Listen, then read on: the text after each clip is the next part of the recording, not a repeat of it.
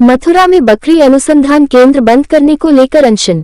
वाराणसी। मथुरा गोविंद गोपाल की धरती है। भूलोक के किसी भी भूभाग पर रहने वाले सनातनी और सनातन सिद्धांत पर विश्वास रखने वाले व्यक्ति की तरफ से सकारात्मक ऊर्जा मथुरा की तरफ उठती है। सनातनियों में भगवान श्री कृष्ण के प्रति अपार श्रद्धा और विश्वास है। मथुरा की धरती गौरांग लीलाओं से भरी पड़ी है। उक्त बातें चिकित्सा विज्ञान संस्थान BHU के प्रोफेसर डॉक्टर सुनील कुमार एवं त्रिशूलधारी आनंद भैरव महाराज श्री कुलपीठ अपने पत्रकार वार्ता के दौरान कहा। उन्होंने कहा कि यह सकारात्मक ऊर्जा मथुरा के बड़े भूभाग 785 एकड़ पर बकरी पालन प्रजनन विचरण से दूषित होती है, जिससे विभ्रम की स्थिति बनती है। शास्त्र के अनुसार बकरी नकारात्मक ऊर्जा का स्रोत है और इससे हिंसा प्रतिहिंसा को बढ़ावा मिलता है। अनशन के माध्यम से हम लोग अपनी बात सरकार तक पहुंचा रहे हैं। अगर मांग पूरी नहीं होती है तो जन आंदोलन करने को हम लोग बाध्य होंगे। अतः सरकार से अपील है कि बकरी अनुसंधान केंद्र को तत्काल बंद किया जाए। वाराणसी से प्रभात श्रीवास्तव की रिपोर्ट। मेरा नाम डॉक्टर सुनील कुमार है और मैं department of community medicine INS BHU में एसोसिएट प्रोफेसर कम्युनिटी में प्रोफेसर हूँ। आज किस चीज़ के आपने जो है यहाँ पे वार्ता रखा है, क्या है विषय? ये एक बृहत मुद्दा है, स्वास्थ्य का आध्यात्मिक पहलू।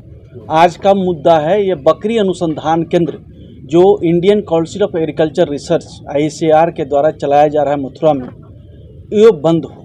चूँकि शास्त्र के अनुसार बकरी ये शुभ प्रारब्ध को हर लेते हैं। बकरी ये सभी शुभ प्रारब्ध को हर लेते हैं। बकरी कुत्ते ये सभी शुभ प्रारब्ध को हर लेते हैं। मथुरा में लोग रज लगाते हैं क्योंकि गौ का विचरण हुआ है, भगवान का विचरण हुआ है। और इसके ठीक उल्टा शास्त्र कहता है कि जहाँ बकरी के पैर होते हैं बात तो मथुरा की चीज़ें काशी में आप बात कर रहे हैं, इसका क्या करेंगे? देखिए, जो जिनके दिल साफ है, मन साफ है, लोग महात्मा स्वामी विवेकानंद एक जगह बैठते थे और उनकी ऊर्जा से बात दूसरे जगह से भी होती थी। तो क्या वातावरण में सकारात्मक तत्व है और क्या नकारात्मक तत्व है? आपने काशी क्यों चुना? नहीं, काशी तो मैं ये मेरा कार्य क्षेत्र है। मैं काशी हिंदू विश्वविद्यालय में यहाँ शिक्षक हूँ और स्वास्थ्य विभाग में चिकित्सक भी हूँ।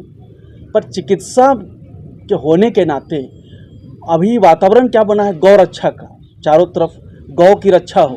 पर एक चिकित्सक होने के नाते मेरा विचार थोड़ा सा अलग है। मेरा विचार क्या है कि यदि किसी को दमे की बीमारी है, हमें उसकी दवा करानी है।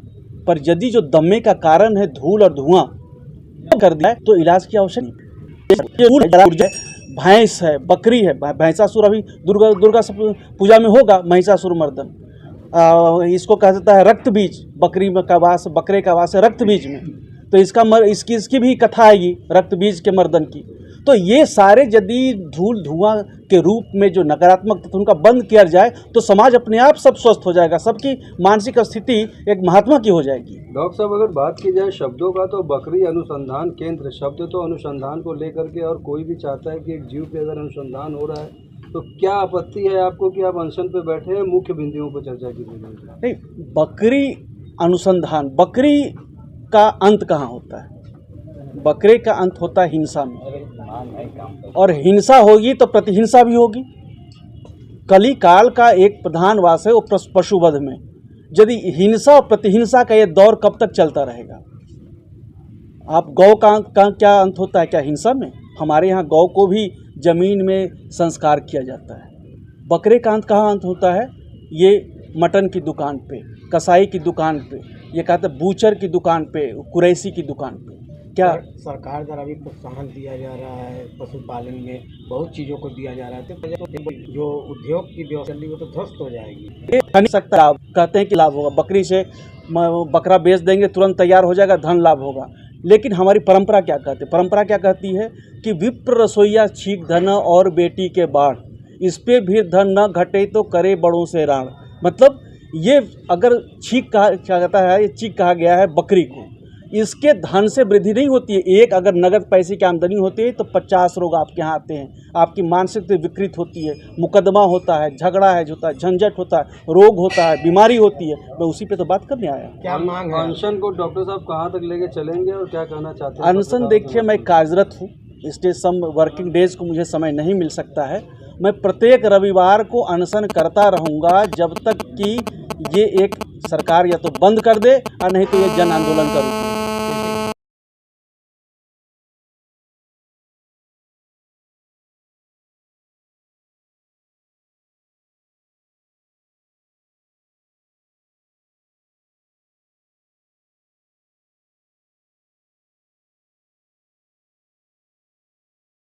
पे बैठे हैं डॉक्टर साहब, क्या कहेंगे गुरुजी? बकरी अनुसंधान को लेकर के बैठे हैं, क्योंकि गौ रक्षा गौ सेवा पे आप भी समर्पित रहते हैं। यही बात है कि हमारे देश में अजीब सी विडंबना है। मथुरा भगवान श्री कृष्ण की जन्मभूमि, वहाँ पे 700 साढ़े 700 एकड़ के ऊपर वहाँ बकरी को पालन और अनुसंधान केंद्र खोला गया है। और हमारे गुरु शंकराचार्य जी महाराज जो है गौ के ऊपर बात करते हैं। गुरुजी ने अभी कहा कि बकरे से नेगेटिव एनर्जी आती है और हमारी गाय में 33 कोटि देवता हैं और उस गाय के भी मांस को लोग काट करके बेच दे रहे हैं। और इसी का केवल हमारे गुरुजी कह रहे हैं कि गाय की रक्षा हो। सरकारें जो है बकरी के लिए, कुत्ते के लिए तमाम व्यवस्थाएं बना रही है और गाय को जानवर की श्रेणी में रखा है।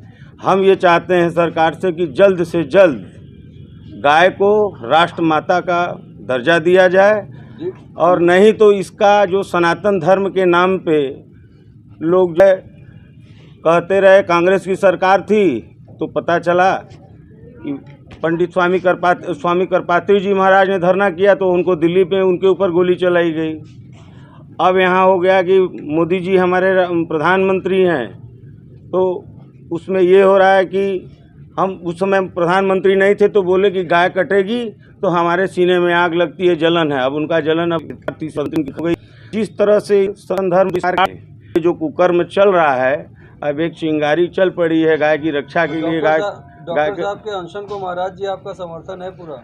हाँ, एकदम हमारा समर्थन है कि डॉक्टर साहब जो सोच रहे हैं कि मथुरा भगवान श्री कृष्ण की जन्मभूमि है और वहाँ पे इस तरह की बात हो रही है और गायों को वहाँ काट के बेचा जा रहा है। वहाँ से गायों को निकाल करके सीधे आज हमारा देश जो है विश्व के गौ मांस में विश्व के दूसरे नंबर पे पहुँच गई। और ये हिंदुत्व की सरकार और सनातन की सरकार, ये लोग केवल हिंदुत्व और सनातन की आड़ में ये लोग ऐसा कुकृत्य कर रहे हैं।